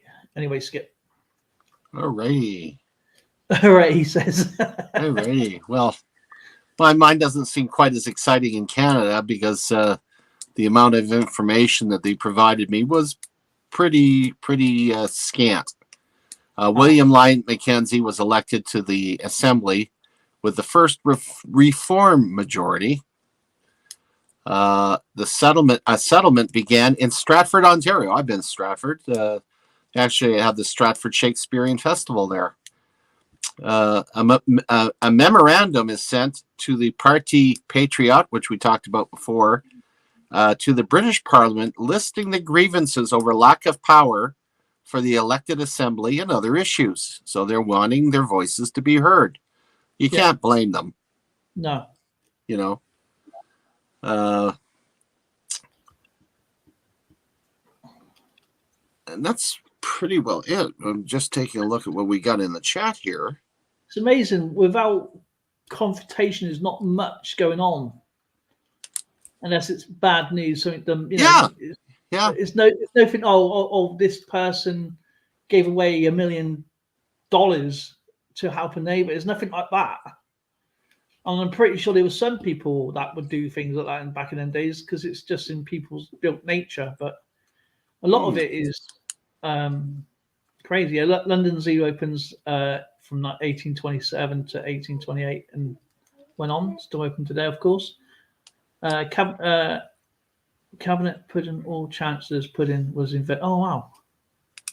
I'm finding this French explorer René Kelly becomes the first non-Muslim to enter Timbuktu and return alive.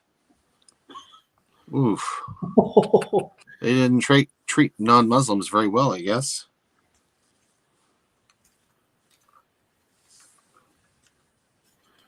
The Office of Institute Empress Maria was founded in Russia. Empress Maria. The Office of the Institutions of Empress Maria was founded in Russia. That's interesting. The Bank of Australasia.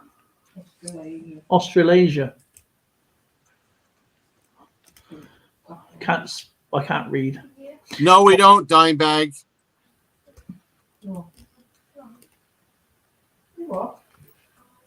It's just, we need another war to end all wars. As no, we don't.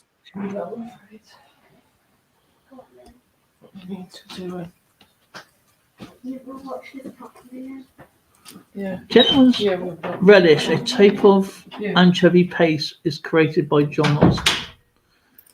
February 18th, more than 100 vessels destroyed in a storm in Gibraltar. Oh, wow.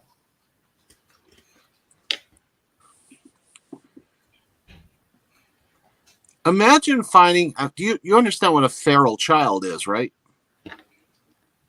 Yeah, it's like a stray kid. Yeah, it's a wild kid. That's never been brought up with any rules. They're wild. Yeah. And apparently there was one that was found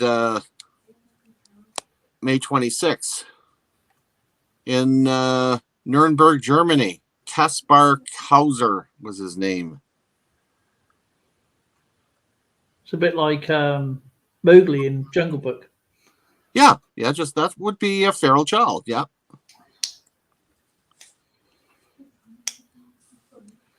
9th of March 1920, an English gang made off with 208,000 of a Glasgow branch of the Granite Bank. So what happened to him? Did he grow up? Did he change his ways, or because they would have to teach him, right and wrong, and how to speak and how to eat properly and how to dress. And how old was he when he was found?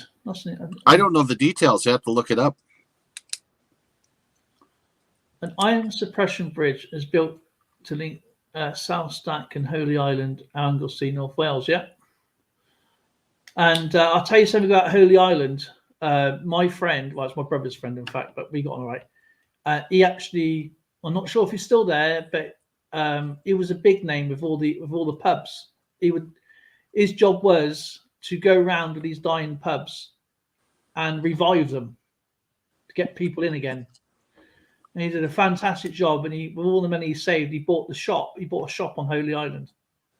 And when he was on Holy Island, he also owned a pub. And the problem with Holy Island is it floods. And whoever's on the island at that time, he does all the lock-ins. So, and the police can't do anything about it because sanctuary is everything. So, if you're ever in one of his pubs, Gary, his name is, and you'd end up having a great lock-in. Hi, Megan. Your Megan's in. Oh, Megan's here. On my last bus will drop me off in front of my apartment. That's fantastic.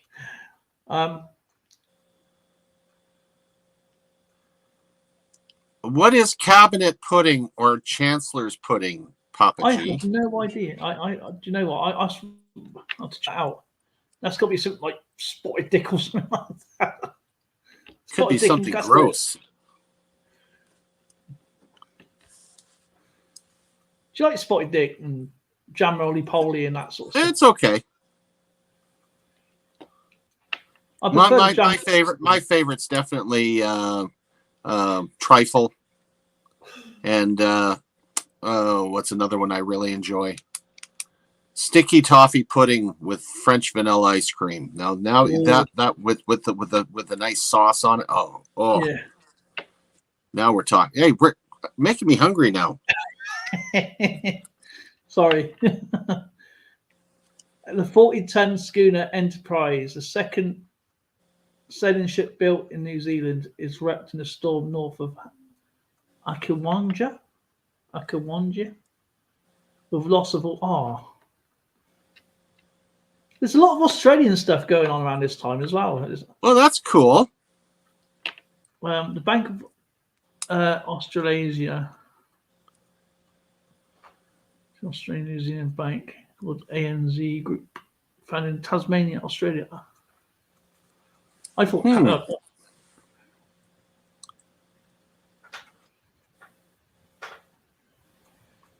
the invention of the chocolate press.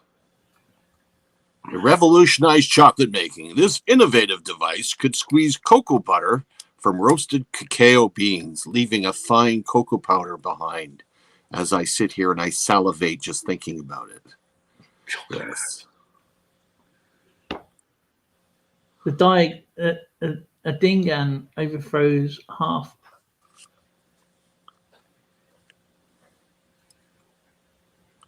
Dingan overthrows his half brother Saka to become the king of the Zulus. Didn't that cause the First Boer War as well? The first. Do you really want to bring up the First Boer War since the British got their butts kicked? No.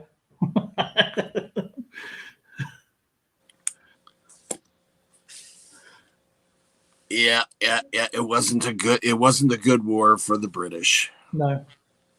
Did it in the second war, though? The second one, they got their revenge, all right. But yeah, it was a bit of a. We'll discuss the Boer Wars and stuff eventually too. But you know what? I can't wait. I can't wait for the Boer Wars to come up because I got authentic Boer War photos.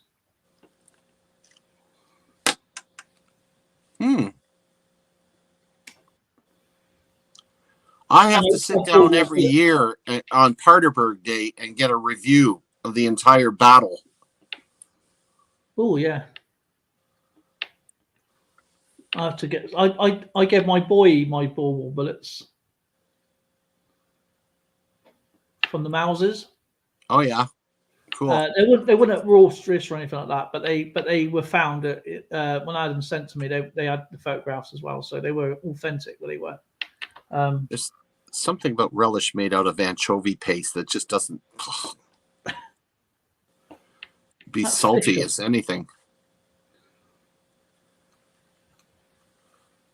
100 vessels destroyed. Oh, it's terrible. That is. That's why ships just gone down in an instant.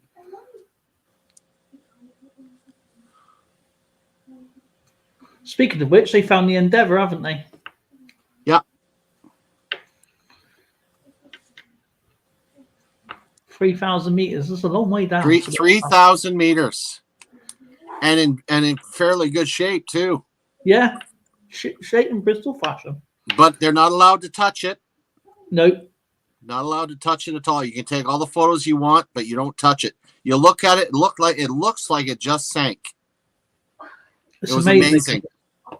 Because Zoe asked me, why ain't it gone? Because it's cold water. There's not very many like bacterial. Exactly.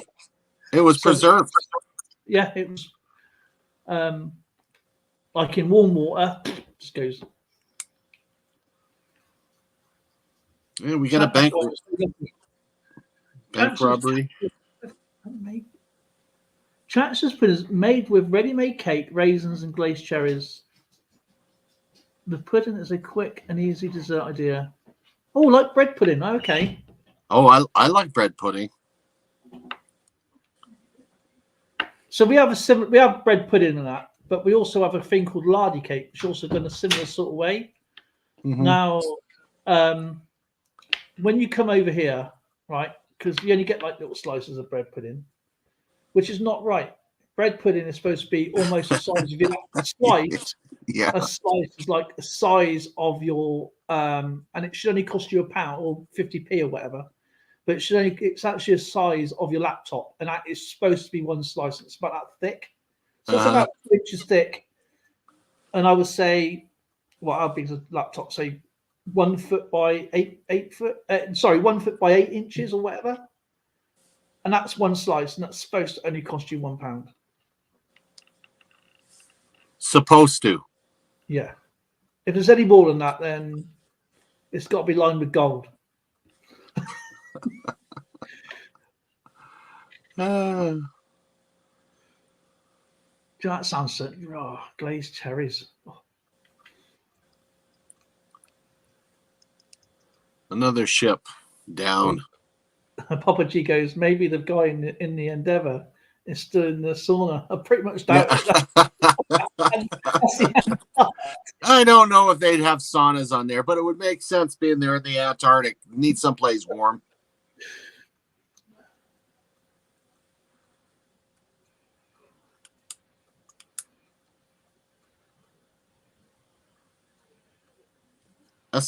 You know, you don't hear a lot about suspension bridges that early in the century. No, It's that's more like the 19th century, like yes, the Industrial Revolution age, 20th century, I should say, with like the Isambard Kingdom, Brunels, and people like that. I'll remember you, James.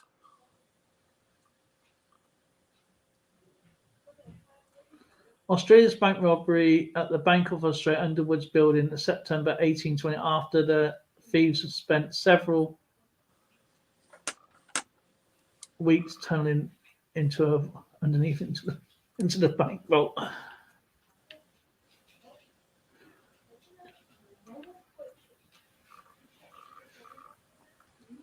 The 20th Indian Reform Movement, Brahmo, Samai, because I think founded by Ram Mohan Roy. I'm not even going to pronounce that. I know it's something Calcutta. I'm sorry. I'm enjoying watching you try to pronounce these words. I told you I struggle with English. 40 tons. Yeah, I've done that one, haven't we? Enterprise. Oh, the Enterprise went down. I saw the Enterprise that went down thanks to the Klingons. Captain Kirk blew it up. Captain Kirk's gone through more spaceships than Star Wars. True enough.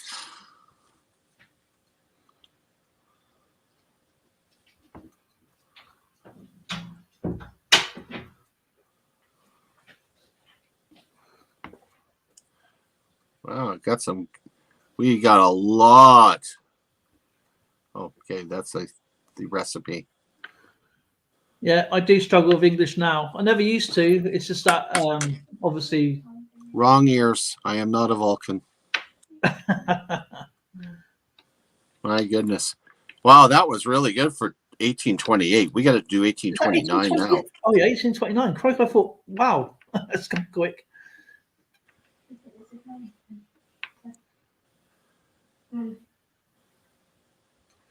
1829. Let's see what we got.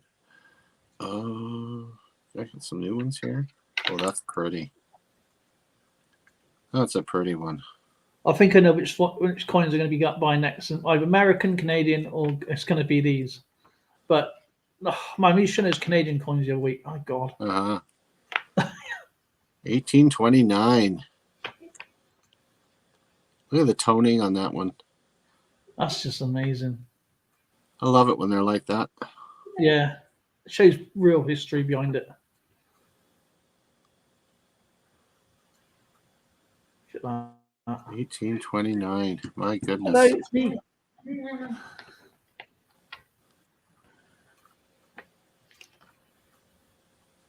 1829.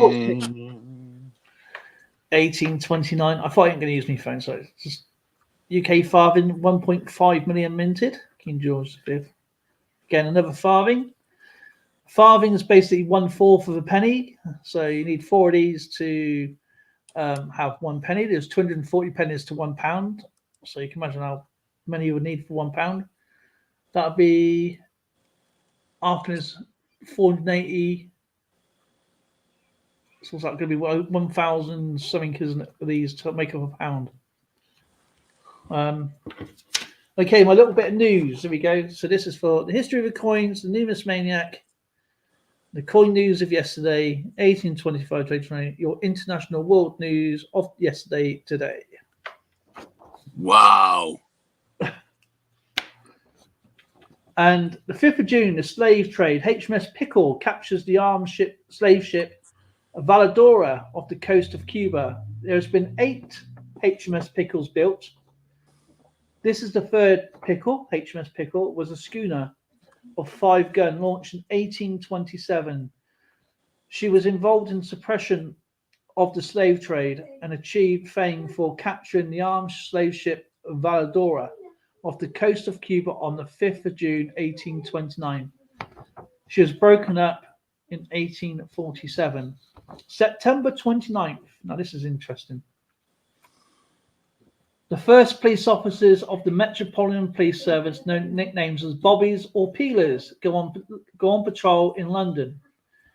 The Metropolitan Police Service was founded in 1829 by Robert Peel under the Metropolitan Police Act of 1829.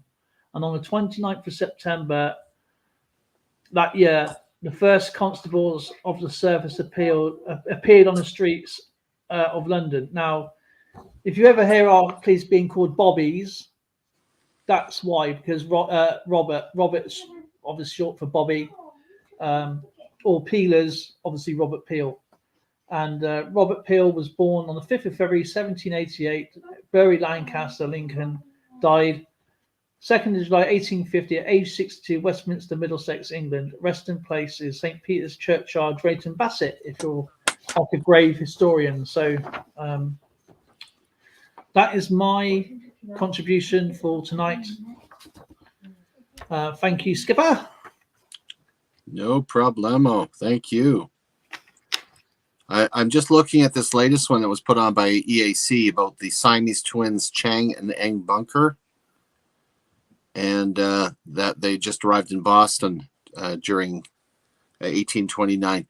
Chang and Eng, I'm going to take it off the top of my head because Chang and Eng, circus freaks were quite common. Especially P.T. Barnum was notorious for exploiting folks with all kinds of ailments, including guys like Merritt, the Elephant Man, the General Tom Thumb, the four-legged girl, the camel girl, Spider Lady. Yeah, they had Schlotzy the Pinhead. They had all kinds of them.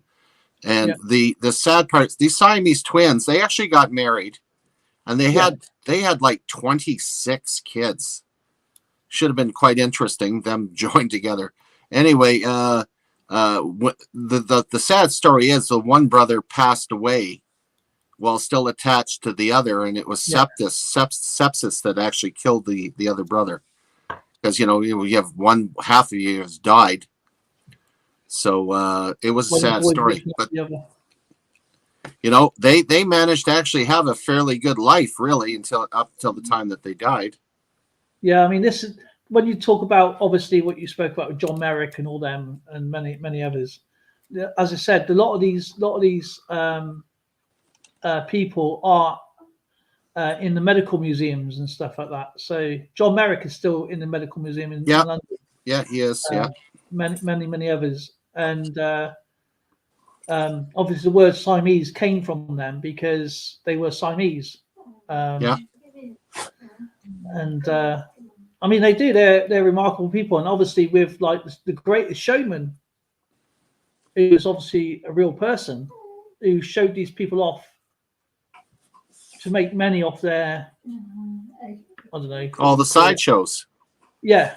In the end, he turned out to be to realize that these people had feelings. So it was. Like they actually maintained the sideshows right up until the late 1940s. I think one of the last ones that they had was the Lobster Boy, where he had he didn't have normal digits, but he had what looked like claws. Yeah. Right. And he actually turned out to be a really nasty person, actually. It's just crazy though how people. I mean, that's where circuses really come from. But it's. I mean, my son. Let's take my son when he was little. Right, my son's got cerebral palsy. Right, and I always try to make him walk, get mobile. He's wheelchair bound, but I try and make him walk. So he'd hold on to his wheelchair and he'll push it. Whatever, or buggy, whatever. And in one of the shops, you got like you've probably seen this when you go in the shops, you got like a ramp that goes up, and then you got steps on the other side. Well, this woman flying down, walks down. Yeah, she's walking. Rather than using the steps, she decided to smash into my son. And of course he sort of like I grabs him, and I was about to say something, to her, and he goes, "Don't worry, Dad. It's only because she hasn't got special legs." And I thought that was really, really cool. You know what I mean? With him like to blitz into be careful sort of thing. Because she thought it was just funny, like, but he goes, "Oh, don't worry about Dad." She goes, "He's got special legs." But yeah, he's well, he's showing his 17-year-old us now. Russo-Turkish War, but yeah, he's he gets looks sometimes, but I think people are more not hiding away in fear. I think that people are more open about it these days with everything. George Shibera begins operation the first bus. Yep.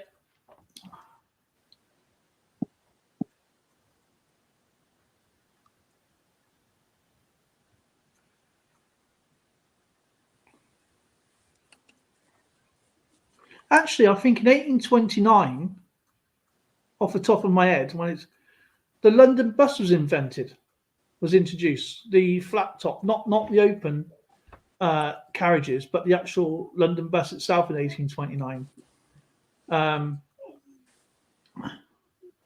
which replaces horse and carts, where the word omnibus comes from, horse and carriage. But 1829 it was still horse-drawn, but it was actually a bus. No, it was actually a motorized bus. Was it in 1829? Yeah, I'm pretty sure it was 1820. Oh no, it's not. No, it's not. I got confused. No, it's not. No, I know they had the horse-drawn. Yeah, the omnibus. And they I were was reading quite something large. else. Yeah, the omnibus. Yeah. Sorry, that was not until 100 years later. I go, gee, Yeah, I was thinking about Britain was way ahead of Robert Steve. Who is the was steam invented, engine? sorry. I think it's a 2-deck horse-drawn omnibus was invented.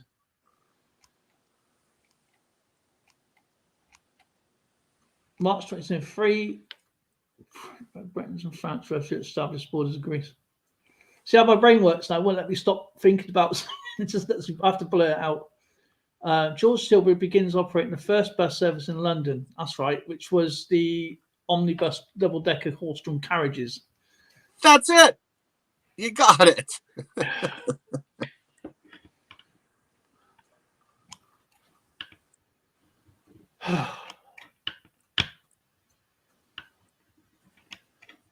We're getting into the age of the typewriter.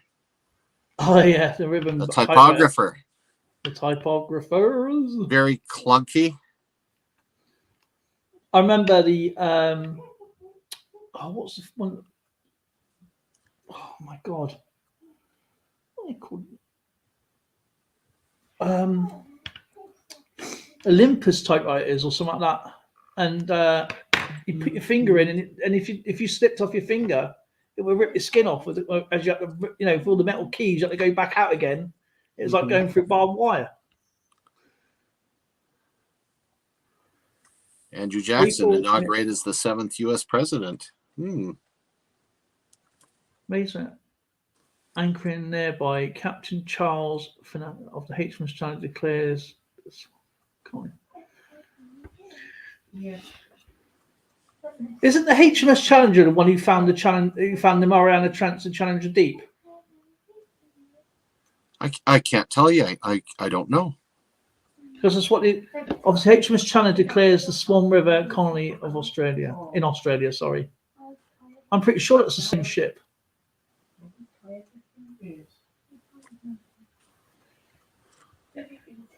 What does that mean?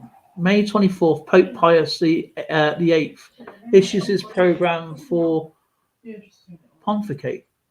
Pontificate. What's that? They're into new poping. Oh, is that where they do the smoke? I think. Yes.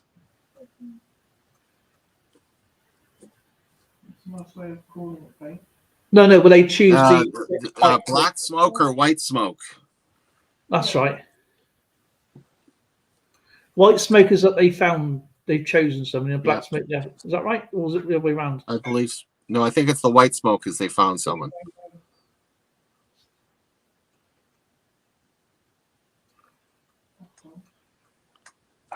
So I got it right the first time then. Right. You get anything right. Yes, that's what I was saying. The Oxford and Cambridge boat race takes place in 1829. It is where it is sweet from. William Booth, British founder of the Salvation Army, was born. Yeah,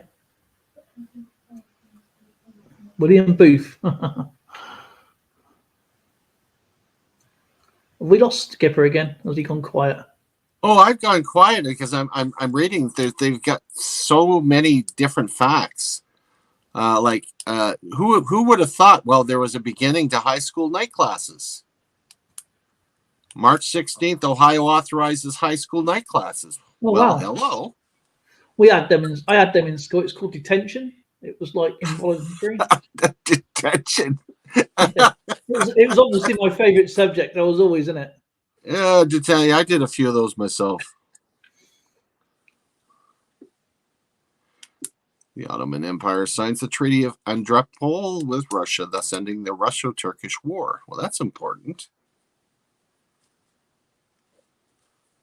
Hopefully, Okay, well, cut off now so I can catch up. And we'll take a look to see who's won some coins here.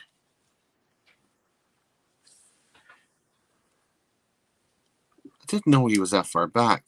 March 17th, final performance of the famous clown Joseph Grimaldi, a benefit performance at Sadler's Wells, London. And Joseph Grimaldi, one of the long shoes.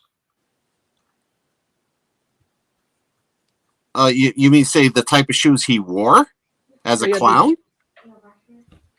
Yeah, he wore these. I'd have to look up a picture of him because my clown experience only goes back to in the like 1900.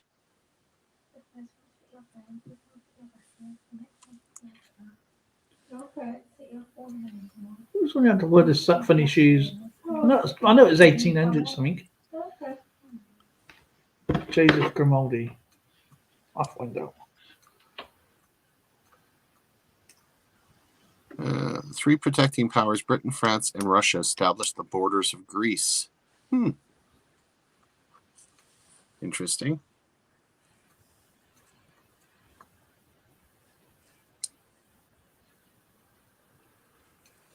The South African College is inaugurated in Cape Town.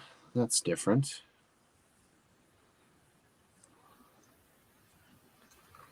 Rail transport. Stevenson's rocket wins. That's what I was thinking about.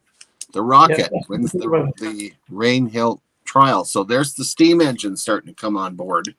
Yeah. That's why they built the railway for all the. Yep.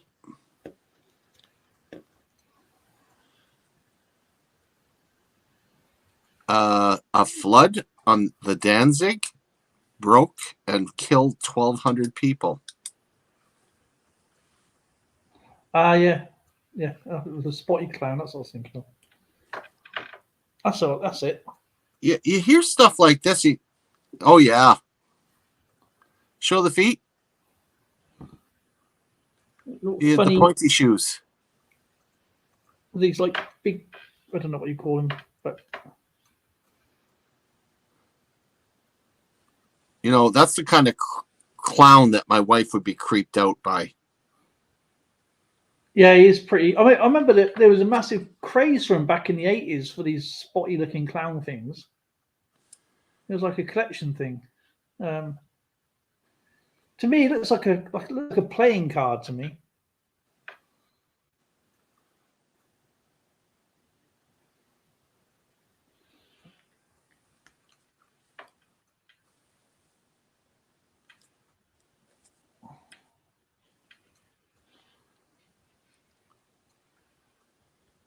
Interesting. April 13th, the Roman Catholic Relief Act passed by the British Parliament. It was the culmination of the process of Catholic emancipation throughout the UK. And the Roman Catholics waited a long time for that.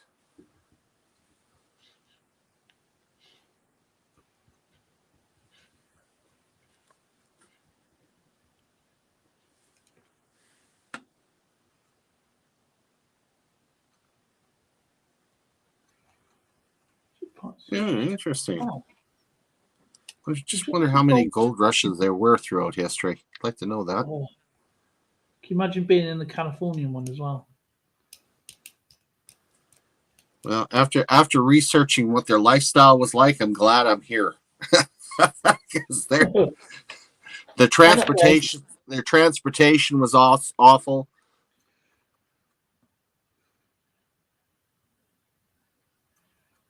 There he is. He's back. Style. Oh, April 20th, Charles Fremantle arrives on HMS Channel at the coast of modern. Oh yeah, Australia. Right. Seen that one. Sorry, report of Dalhousie, Upper Canada. Lady Bravo, nice to see you.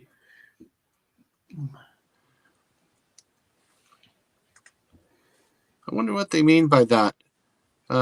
Parliament accepts new press laws, as in freedom of the press. I wonder what they mean by that. I think you're right. It's probably like where they can go into Parliament like they can today and read and take stories, I guess. As you say, freedom of speech sort of thing.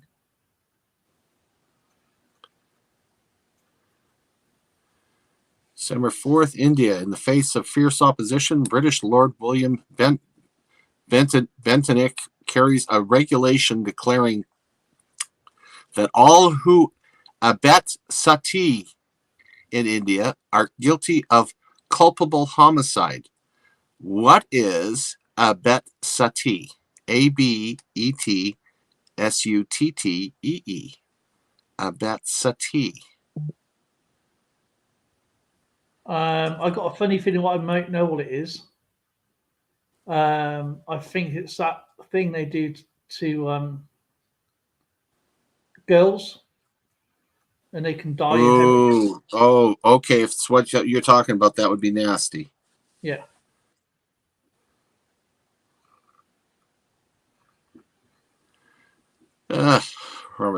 Joseph Smith, ordained by John the Baptist, according to Joseph Smith.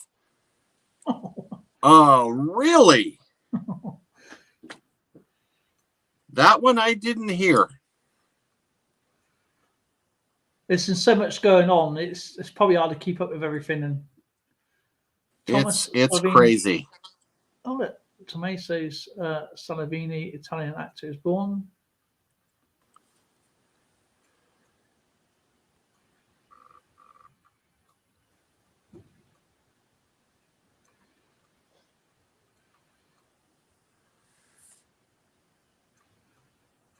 Okay.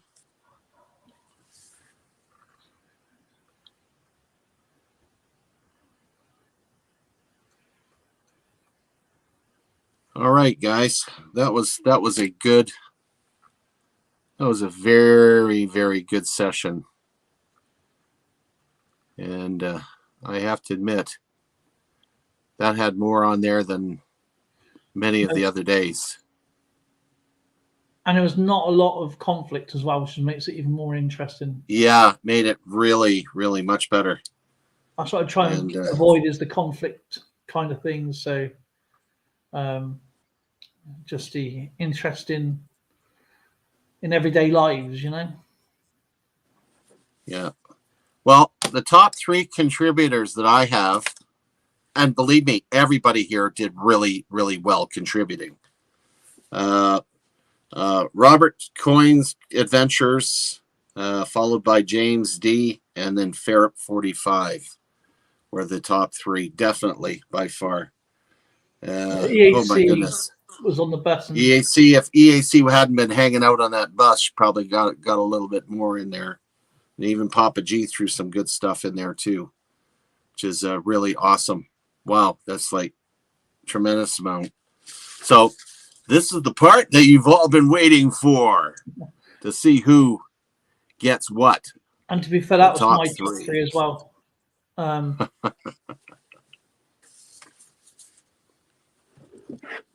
So EAC just made it home. into the Once you're bucket home safe, list. that's the main thing. Stir it up a little bit and see what we got here. Didn't Dimebag Darren send some coins to you as well? So, Dimebag Darren sends a lot. Okay. Oh, we got a commemorative dime. 10 cents.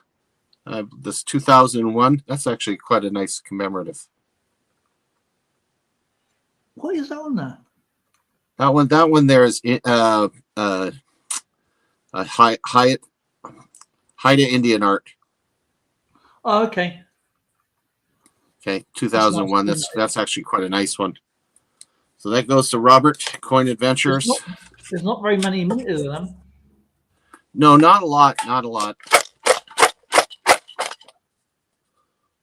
Yeah, that's my old version of the bucket list. I've gone through this already.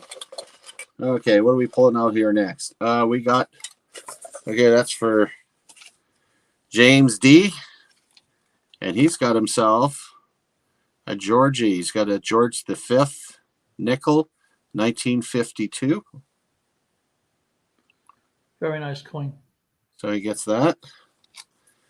And Ferret 45.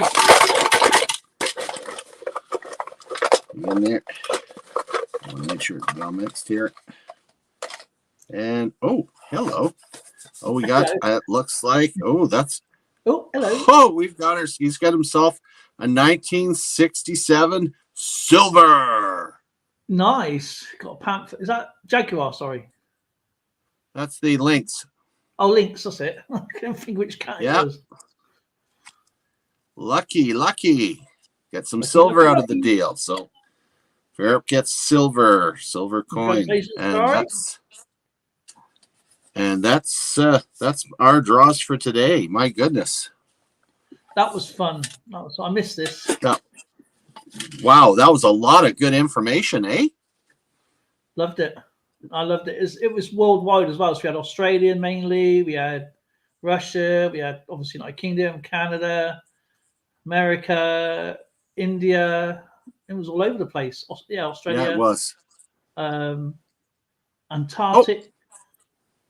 Yeah, I'll put my email address out here again for those that make sure you also use your screen name so I can match it up. Yeah, that always helps. Take a screenshot of this of his red coat email. It'll be easier for you guys. Ta-ra, there she be. Yeah, that was a really good one. And you know what? When everybody contributes like that, we're looking at information flowing past us. And I know you and I, Dale, we're busy trying to keep things together. But those that are in the chat, you got that information right at your fingertips, and you realize this is the stuff based on the coins that we were looking at. Yeah, this is what was going on during those years. It's very cool. There's Mr. Alan W. Show. Great to see you. But yeah, you're absolutely right. I mean, as I said, who knows what people bought? You know, the people we could be talking about could have handled these coins at some point or another. Who knows? And it's just an interesting. That's why I love picking up on the stream, because it's just an interesting night, interesting couple of nights for a couple of hours, you know, and then read. That jogs your memory as well. I think, I remember that, you know, or trying to figure out if I remember that, and then looking at the backstories as well. It's really, really interesting. But yeah, I love it. I look forward to and I'm sorry I missed it Monday. It was odd not being up. Watching is not the same as being up. You know, we all have days like that, you know, Dale. I mean, it's just part of being human. We get sick, or we feel better, or you know, we're in a good mood, we're in a bad mood. But I'm glad to be back. I'm glad you're back too. I missed you. But yeah, I mean, this honestly, guys, is my favorite 2 nights of the stream nights of YouTube is Mondays and Wednesdays, because it's just, you know, I know everybody's got lots of things going on and stuff like that, but yeah, it's great to actually talk coin history. Yeah, coin history. And then we get to do battle chat on Thursdays and Saturdays, and I've that's never my even favorite days. Never heard of it. But yeah, if anybody saw the draws today, who won the coins? Well, not I say coins, but not coins, are they? The silver grams. Plumber Stacker won the Indian Warrior. YouTube Matchmaker won the Merc Dime. And a fine silver, 1 grams. Nice. Tabs won today. She won the Peace Dollar version. Oh, good. Story Lock won one of the US flags.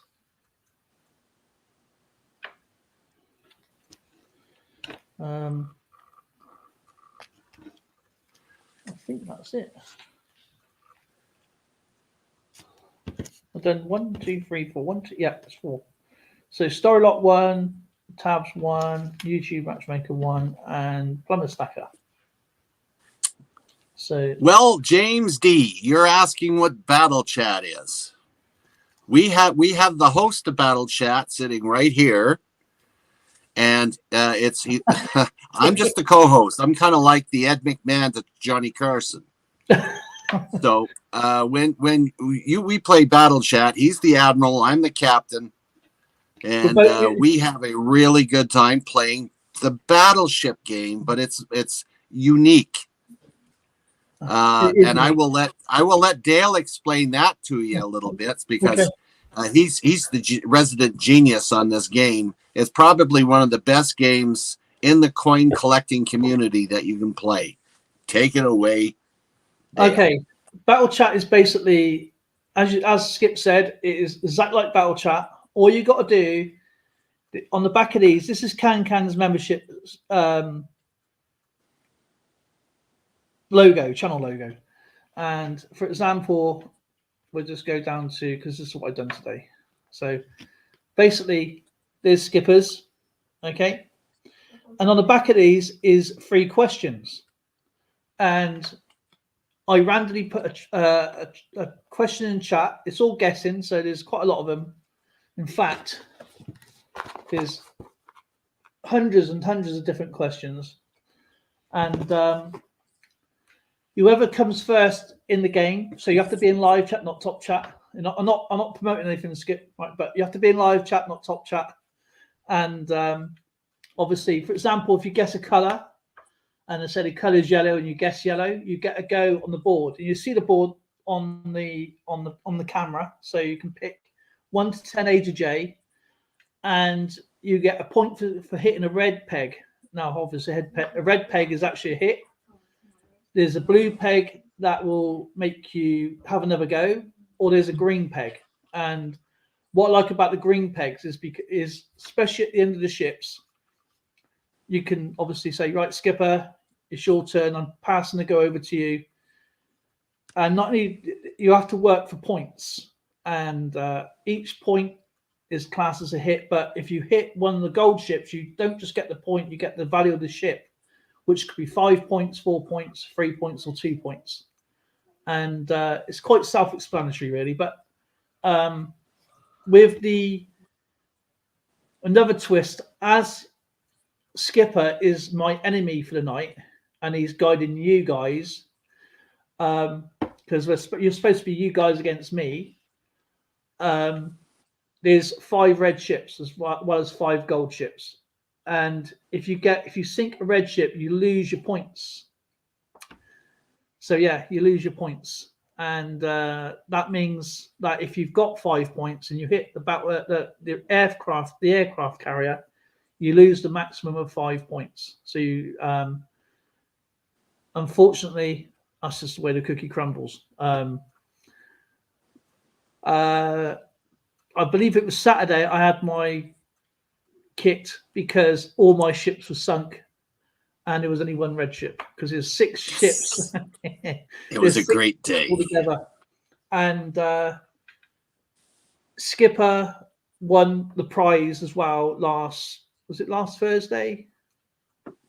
Yeah, I won that was a nice prize. Thursday, every end of the month, all the points add up, and over the end of the month, even though the game's still rolling on. It's a rollover game. It still goes. So it's 3 points to the win. It's 2 points who come second in the game each day. Each time we stream Thursdays and Saturdays, and it's 1 point for a third place. But it doesn't mean that you come first, second, and third. It's basically a place position that you get to choose. At the end of the month, there is 5 envelopes you can choose from, and each one of them has a decent prize inside. Like Decent is right. I got £10 in my PayPal account. That was really nice to see. Cool. Hope you did something nice with it. Yeah, I bought some coins. Yeah. Well, that other one was $23 now. You can only need another one and buy yourself one. But anyway, as I say, Skip, if he wins a cash prize, go straight to PayPal. But there's also an individual game as well. So there's like the more hits you get, and there's this way the way you play it from other people's perspective. You can either work together, you can work against each other, you can be strategy like YouTube Matchmaker does. What he does, he goes around trying to find the ships. So he's getting the points. So he's not technically going for the sinkings. So he's playing it very strategically, where Zoe talks herself out of taking the ship on and then going, right. That's right. And she's talked herself out of so many points because it could be a red ship or a gold ship. But Skipper will guide you. He will guide you, thinking, "How many guys? What's going on here? Don't go for that ship. That is definitely red ship." Oh, guaranteed. Yeah, guaranteed.